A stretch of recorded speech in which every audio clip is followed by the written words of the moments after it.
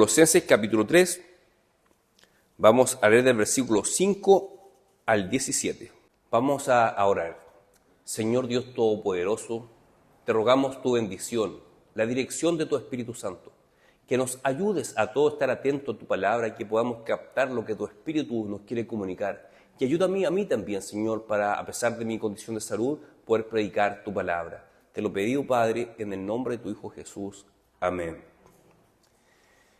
Quiero partir contando una historia que ocurrió con dos ex colegas de trabajo mío, pero yo voy a hacer fusionar la historia como si fuese una sola. No voy a considerar dos personajes, sino que voy a considerar un solo personaje, voy a tomar elementos de las dos historias. Yo tenía un compañero de trabajo que era fanático de la Coca-Cola. En el almuerzo, todos los días se compraba una botella de 1,5 litros de Coca-Cola. Se la tomaba toda, completa.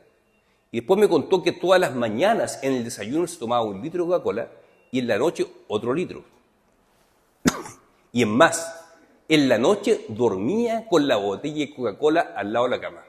Cuando le da sed, tomaba Coca-Cola.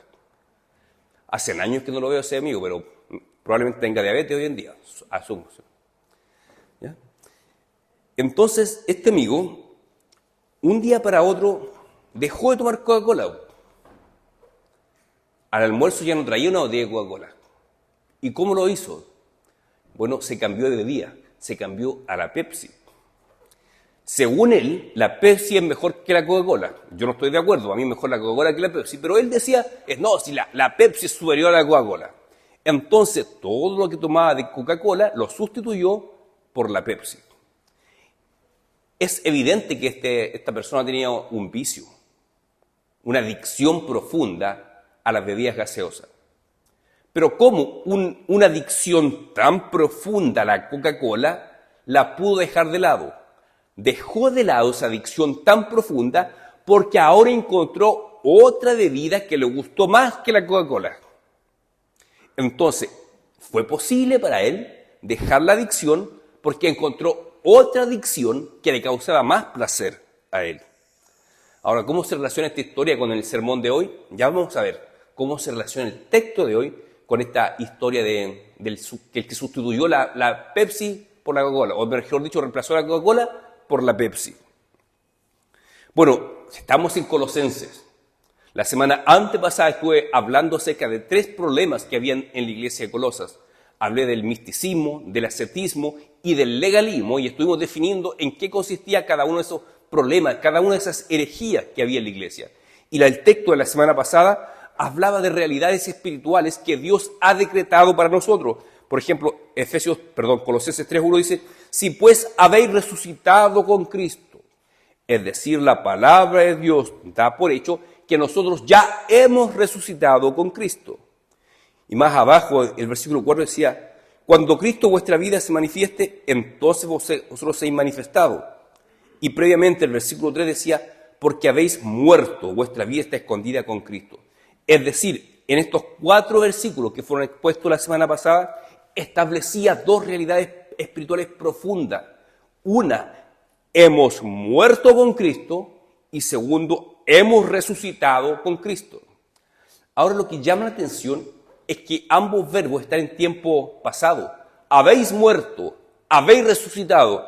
Sin embargo, en nuestra experiencia parece no calzara. Nosotros estamos vivos y no hemos resucitado. No obstante, es común en la palabra de Dios que cuando Dios ha decretado hechos a nuestro favor, son tan seguros para Él que Él habla en tiempo pasado.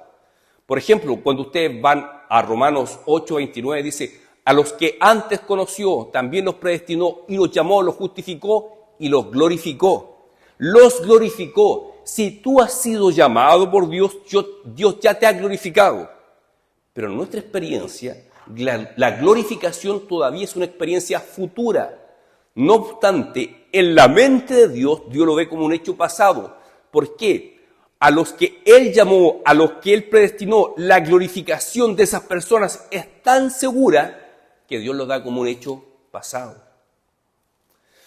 Cuando hablamos de la muerte con Cristo, la experimentamos en la cruz. Romanos 6, versículo 6 dice que nuestro viejo hombre fue crucificado con Cristo en la cruz.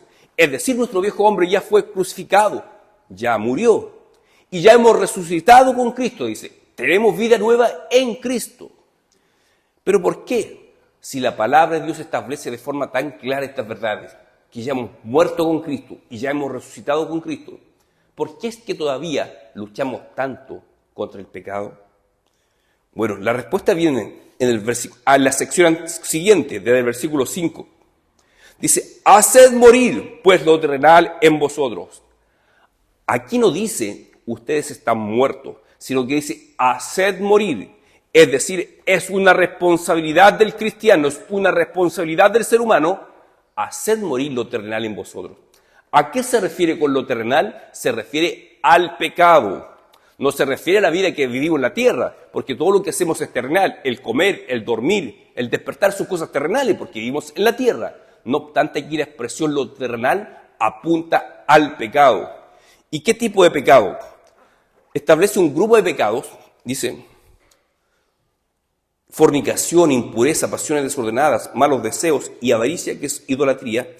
Podemos agrupar estos pecados con pecados de índole sexual. Dice, fornicación, impureza, pasiones desordenadas. Agrupa este grupo de pecados como un tipo de pecados particular.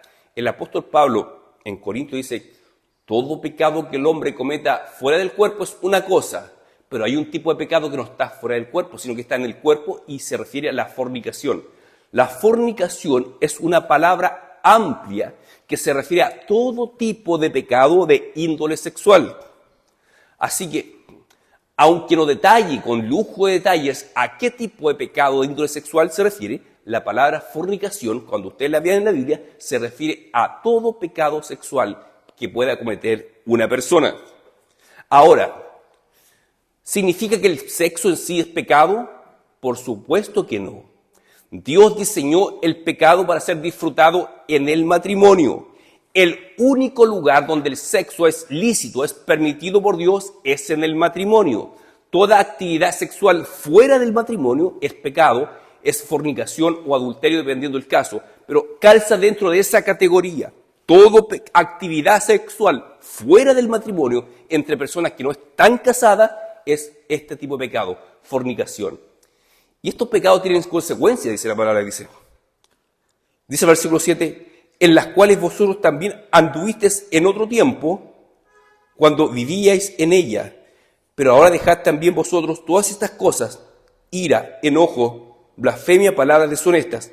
Ahí yo comienzo a hablar de otra categoría de pecados, comienzo a hablar de pecados que están fuera del cuerpo, que no se practican con el cuerpo, como es el pecado de índole sexual. Y el versículo 6 dice, cosas por las cuales la ira de Dios viene sobre los hijos de desobediencia. Es decir, la ira de Dios viene sobre a quienes practican estas actividades. Hay una ira de Dios contra los hijos de desobediencia. ¿Quiénes son los hijos de desobediencia? Aquellos que han rechazado a Cristo. Eso no significa que si tú estás en Cristo, no significa que tus pecados no tendrán consecuencias. De hecho, en las Escrituras vemos cómo la ira de Dios se derrama sobre este tipo de pecados. El caso más clásico que podemos recordar, cuando Dios destruyó a Sodoma y Gomorra. ¿Por qué tipo de pecado Dios destruyó a Sodoma y Gomorra? Si tú lees Génesis capítulo 19, va a ver con claridad. Vas a ver, si quieres investigar, lee Génesis capítulo 19 y vas a ver que el tipo de pecado prevaleciente en Sodoma era un pecado de tipo sexual, que era la homosexualidad. Y a causa de eso Dios destruyó a Sodoma y Gomorra. Hoy en día surgen ciertas tendencias liberales que dicen que el motivo por el cual Dios destruyó a Sodoma y Gomorra no era por la homosexualidad. Dicen, no, Dios destruyó a Sodoma por la falta de hospitalidad, porque los habitantes de Sodoma no fueron hospitalarios con los ángeles que visitaron a Lot. Pero cuando tú lees el texto de Génesis 19, es evidente que el pecado era la homosexualidad. Así que Dios derramó su ira sobre esos pueblos. De hecho, el nombre de esas ciudades está vinculado con, bueno, el caso de Sodoma se relaciona con una perversión sexual llamada sodomía. El caso de Gomorra se relaciona con una enfermedad de transmisión sexual llamado gonorrea. Así que incluso en la actualidad, esas dos palabras derivan del nombre de esas ciudades sobre la cual Dios derramó su ira. De hecho, cuando ve Romanos capítulo 1, dice que la idolatría del ser humano es como consecuencia del pecado sexual. Habla Romanos 1 de cómo adoraron a imágenes y no adoraron al Creador, cómo adoraron a la criatura y no al Creador. Y como consecuencia dice, Dios los entregó a pasiones vergonzosas. Así que siempre hay un nexo entre el pecado sexual y la idolatría. Por eso es que termina el versículo 5 diciendo, malos deseos, avaricia, que es idolatría. Siempre en las Escrituras hay una conexión del pecado de tipo sexual con la idolatría. Lo uno viene como consecuencia de lo otro y en ambos casos viene la ira de Dios.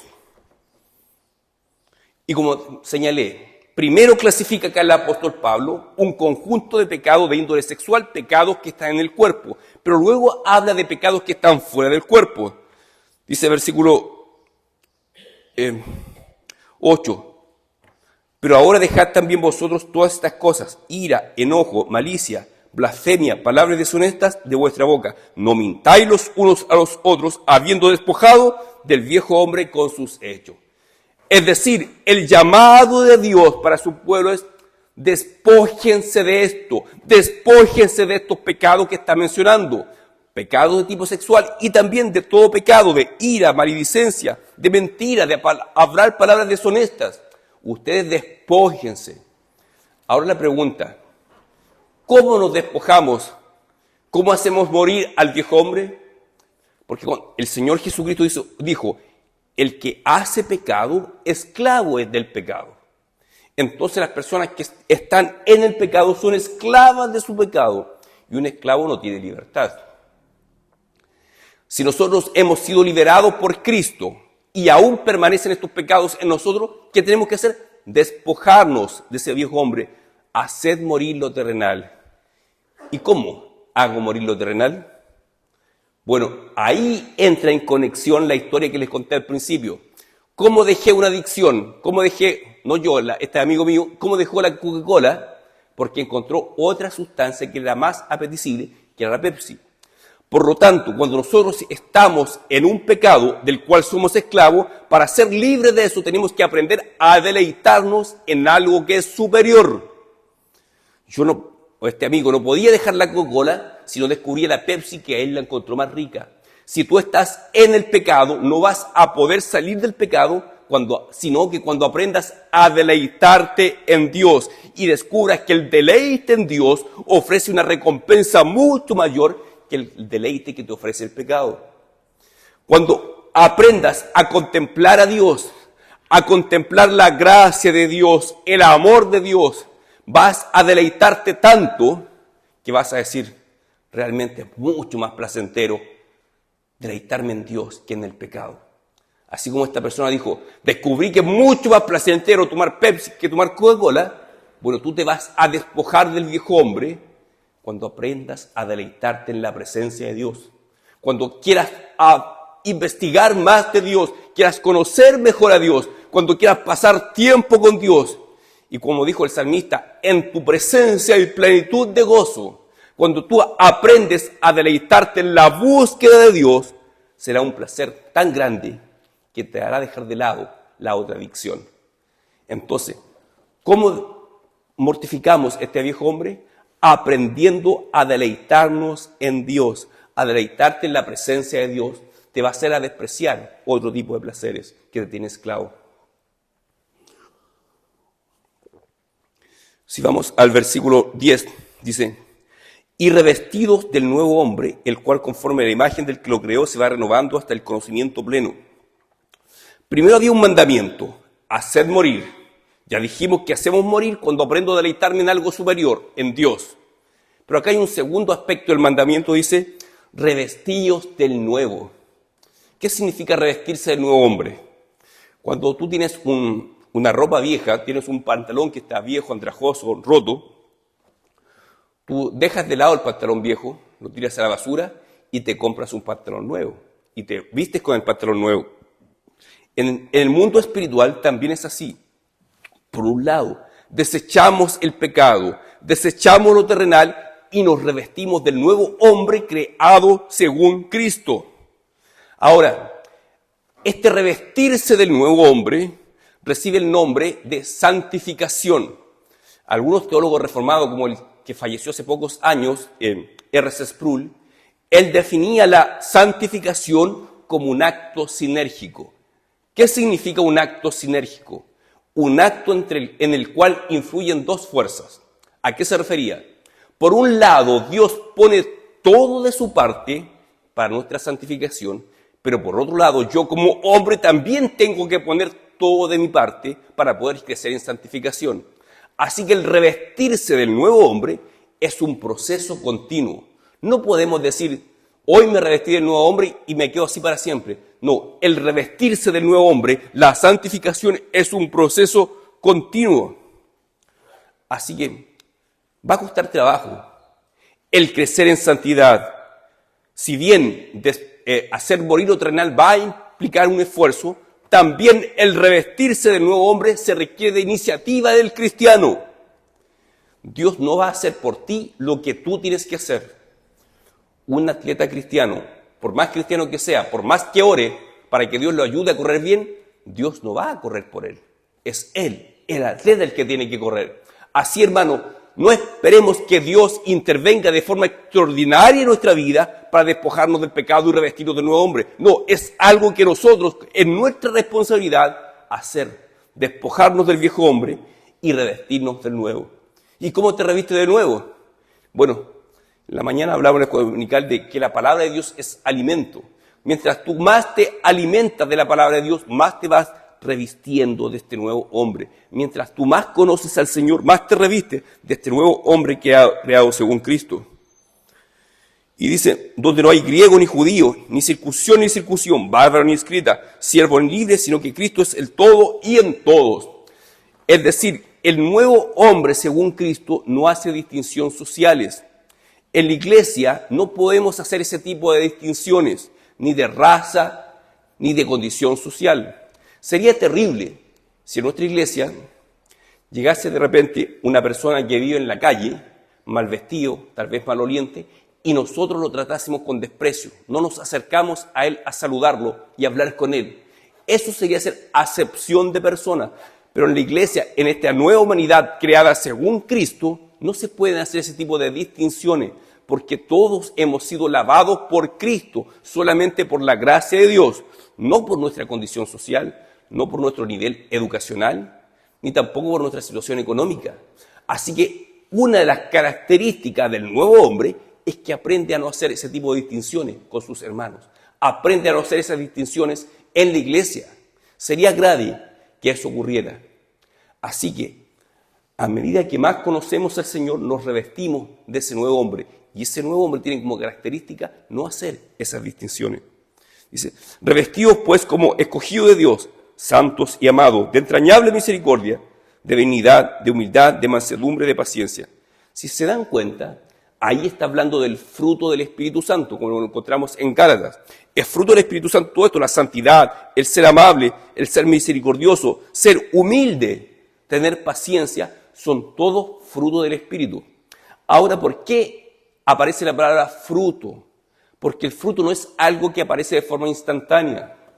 Yo acá en la casa tengo un limonero, que primero aparece la flor del limón, después la flor se transforma en un pequeño fruto, y el fruto va creciendo. Pero si yo no riego esa planta de limón, los frutos no van a crecer, ni va a dar fruto el árbol tampoco. Entonces, para producir esos frutos del Espíritu que habla acá, el versículo 12, es necesario cultivar esta tierra.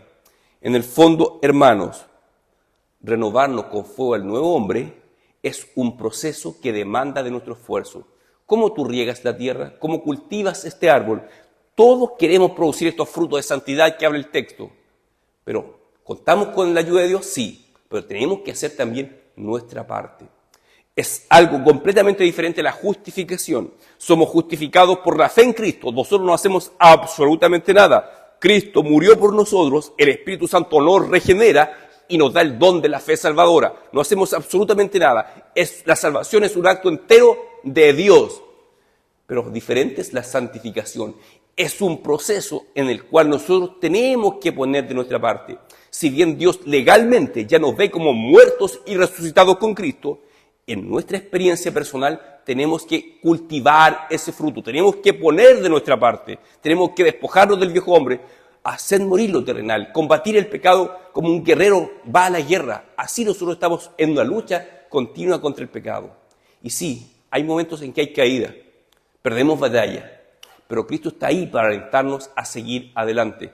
Porque como dice Filipenses 1, aquel que comenzó la buena obra en nosotros será fiel en completarla. Así que, ¿hay victoria en Cristo? Claro que sí. El versículo 13 dice, aquí sigue hablando del fruto del Espíritu, de las evidencias de revestirse el nuevo hombre. Dice, soportándonos unos a otros, perdonándonos unos a otros. ¿Por qué dice soportándonos unos a otros? Porque la palabra de Dios da por hecho que es imposible que todos nos llevemos de maravilla, que todos nos caigamos bien los unos con los otros. No creo que en esta iglesia alguien le tenga mal a otro, pero sí evidentemente uno tiene más afinidad con unos que con otros hermanos. No porque le desee mal ni que porque le caiga mal, sino que por la personalidad, por el carácter diferente, siempre algunos hermanos tienen más afinidad con algunos hermanos que con otros. Pero con esos que tú no tienes afinidad, con aquel que tal vez es pesado, es desagradable, o tal vez tiene una opinión política muy diferente a la tuya, o es hincha del equipo de cual tú aborreces, bueno, aprende a soportarse. Dice, soportándose los unos con los otros. Tienes que aprender a soportarte con todos los hermanos, aprender a ser amable, aprender a amar, de saludar, de abrazar a cada hermano, incluso cuando no te cae muy bien, porque a lo mejor tú eres del Coro y ella es hincha de la U, pero igual tú aprende a soportar los unos a los otros. Eso también es fruto del Espíritu, es parte de esto revestirse del nuevo hombre. Y este revestirse del nuevo hombre trae consecuencias. Dice, sobre todas estas cosas están vestidos de amor, que es el vínculo perfecto, y la paz de Dios gobierna en vuestros corazones. Es decir, cuando tú estás cultivando este fruto del Espíritu, cuando tú estás poniendo todo de tu parte para crecer en santidad, para revestirte de este nuevo hombre, Dios hace que la paz de Cristo more en tu corazón. Pregúntate, hermano, ¿cómo está la paz de Cristo en tu corazón? ¿Hay una paz que rebosa en tu corazón, en tu relación con Cristo? ¿O hay algo que te está quitando esa paz? Si hay algo que te está quitando esa paz, lo más seguro, de hecho de seguro, es un elemento de lo terrenal que define el apóstol en el versículo 5, 6 y 7. Hay tipo de pecado sexual, hay avaricia, hay idolatría, hay mentira en su vida. Si es así, eso te va a robar la paz de Dios. No vas a disfrutar de esa comunión y esa paz con Dios. Pero cuando tú haces el esfuerzo y te revistes del nuevo hombre, entonces la promesa es, y la paz de Dios gobierna en vuestros corazones. El asimismo fuiste llamado en un solo cuerpo, y sed agradecidos. Y en el versículo 16 nos da la herramienta o el método para revestirnos de este nuevo hombre. Dice, la palabra de Cristo mora en abundancia en vosotros, enseñándoos y exhortándoos. Es decir, hermano, mientras tú más permites que la palabra de Cristo llene tu mente, más te llenes de la palabra de Dios, más te empapes de las Escrituras, esto va a transformar tu vida. Va a contribuir a que produzcas este fruto del Espíritu y que seas revestido de este nuevo hombre. Obviamente, el permitir que la palabra de Cristo mora en abundancia también es un acto sinérgico. Es decir, Dios, por arte de magia, no te va a llenar de su palabra.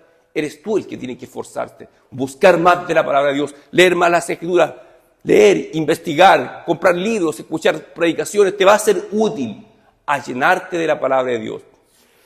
Hay un interesante paralelo en lo que dice Efesios 5:18, cuando dice, sed llenos del Espíritu.